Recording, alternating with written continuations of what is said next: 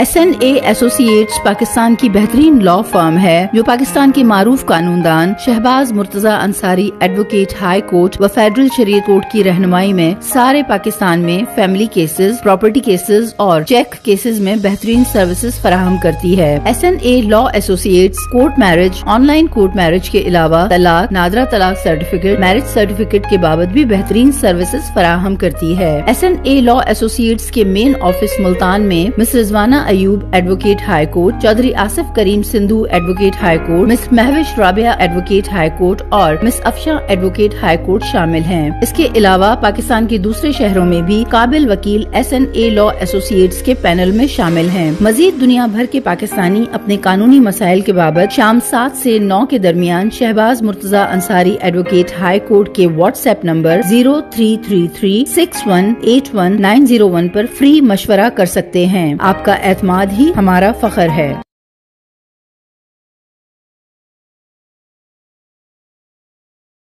अस्सलाम वालेकुम। Shahbaz Murtaza Ansari advocate high court व फेडरल शरीयत कोर्ट मुल्तान पाकिस्तान से आपसे मुखातिब हूँ।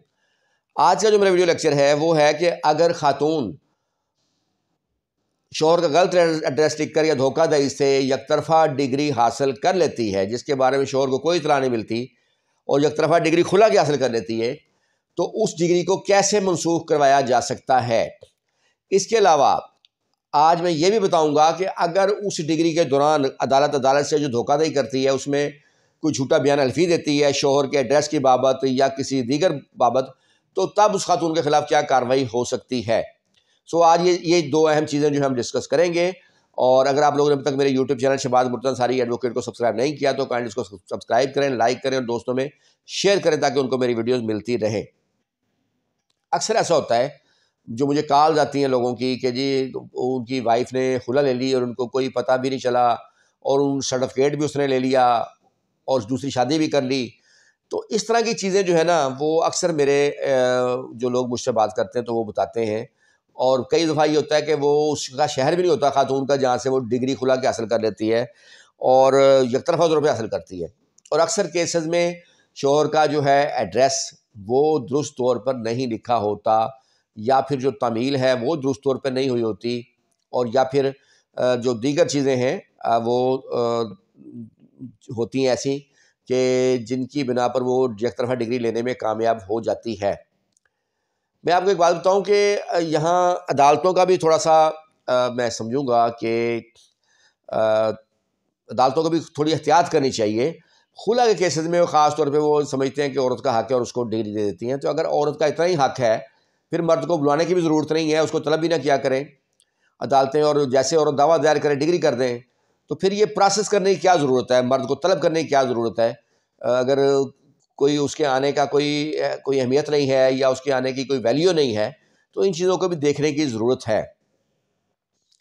अब मैं आता हूँ इस बात की तरफ कि अगर कोई खातून खुला की एक तरफा डिग्री हासिल कर ले तो वो डिग्री शोहर मर्द कैसे मनसूख करवा सकता है।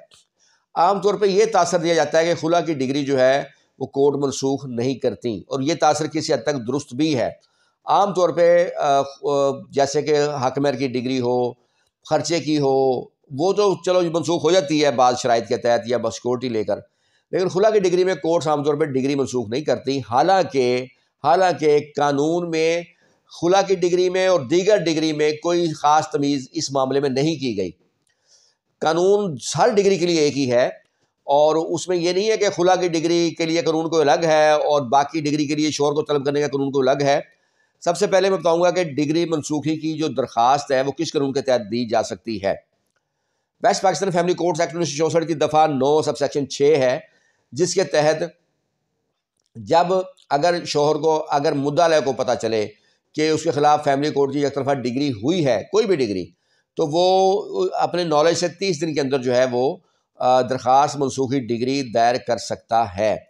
और इसके अलावा वेस्ट पाकिस्तान रूल 1965 का रूल 13 है, वो भी एक तरफा डिग्री की मनसूखी के मुतल्लिक ही है।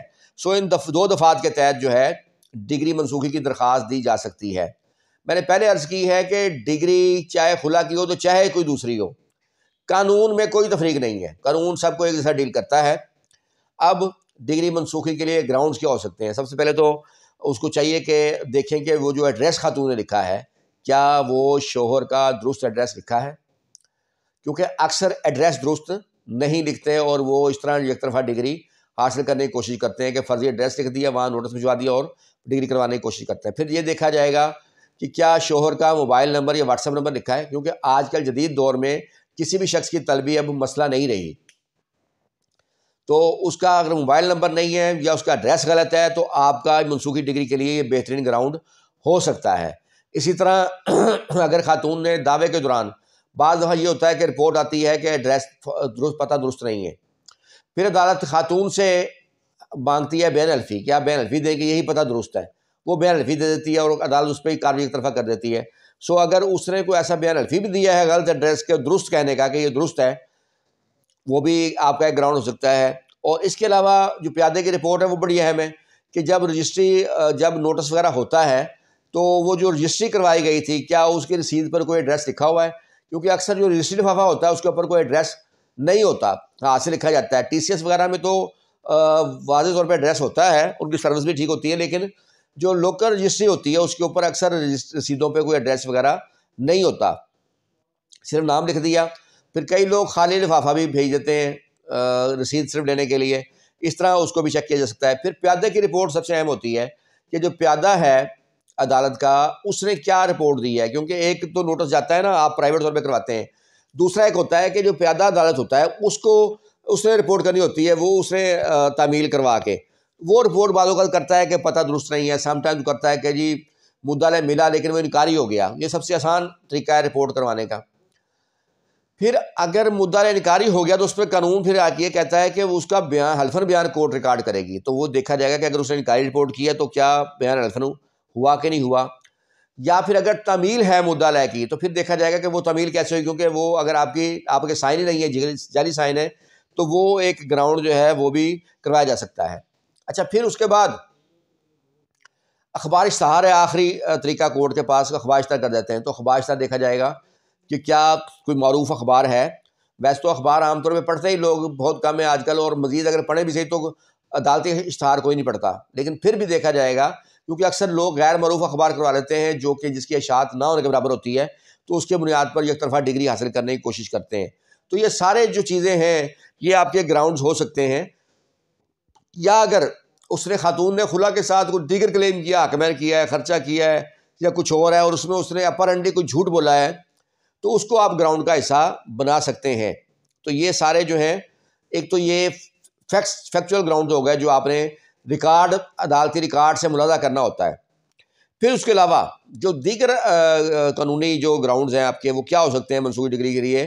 دفعہ 9 سب سیکشن 7 ہے West Pakistan Family Courts Act 1964 کا، وہ یہ کہتی ہے کہ جب فیملی کوڈ یک طرفہ ڈگری صادر کر دے گی، کوئی بھی یک طرفہ ڈگری، وہ اس کی نقل پھر مدعا علیہ مدعون ڈگری کو بھیجے گی۔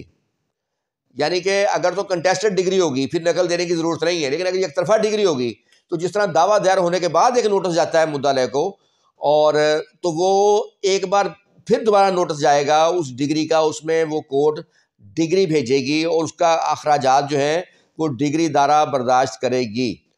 تو اکثر یہ ڈگری نہیں بھیجی جاتی مدعا علیہ کو، نہ وہ اخراجات جمع ہوتے ہیں نہ یہ ڈگری بھیجی جاتی ہے، تو یہ ایک واضح جو قانون کی وائلیشن ہوتی ہے، منسوخی ڈگری کے لیے ایک بہترین گراؤنڈ ہوتا ہے۔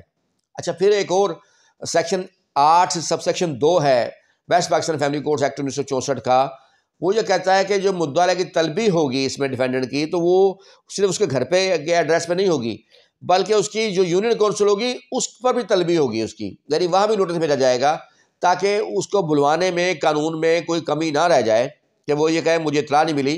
اور اب بلکہ واٹس ایپ موبائل نمبر دینا بھی ضروری ہو گیا ہے کہ وہ بھی دیا جائے گا۔ اگر یہ نوٹس بھی نہیں بھیجا گیا، یونین کونسل نہیں بھیجا گیا، تو آپ کا یہ گراؤنڈ ہو سکتا ہے۔ پھر میں اب آپ کو بتاؤں کہ خلا کی ڈگری کے لیے ایک اسپیشل لا پھر موجود ہے، دفعہ 21 سے ہے West Pakistan Family Courts Act 1964 کی، وہ یہ ہے کہ جس طرح طلاق جب مرد دے گا تو اس کی اطلاع یونین کونسل کو دے گا، بالکل اسی طرح جب کورٹ خلا کی ڈگری صادر کرے گی تو کورٹ خلا کی ڈگری کی نقل جو ہے وہ متعلقہ یونین کونسل بھجوائے گی طلاق سرٹیفکیٹ کے پروسیس کے لیے۔ اور یہ اخراجات اکثر جب کورٹ آرڈر کرتی ہے وہ لکھ دیتی ہے کہ جی یہ ڈگری دارہ یا مدعیہ جو ہے وہ برداشت کرے گی، وہ ادا کرے گی نوٹس بھجوانے کے۔ تو اکثر مدعیہ یا ڈگری دارہ یہ نوٹس نہیں بھجواتی یا ڈگری نہیں بھجواتی یونین کونسل، اور نہ ہی اخراجات ادا کرتی ہے. تو یہ بھی ایک، کیونکہ یونین کونسل اگر چلی جائے گی ڈگری تو پھر یونین کونسل والوں نے پھر ایک دوبار بلانا ہوتا ہے مدیون ڈگری کو راضی نامے کے لیے، جیسے طلاق کے نوٹس میں بلواتے ہیں. اس طرح بار بار اس طرح طلبی کا تیسرا مرحلہ سمجھے آ گیا خلا کی ڈگری میں خاص طور پہ. وہ کیسے؟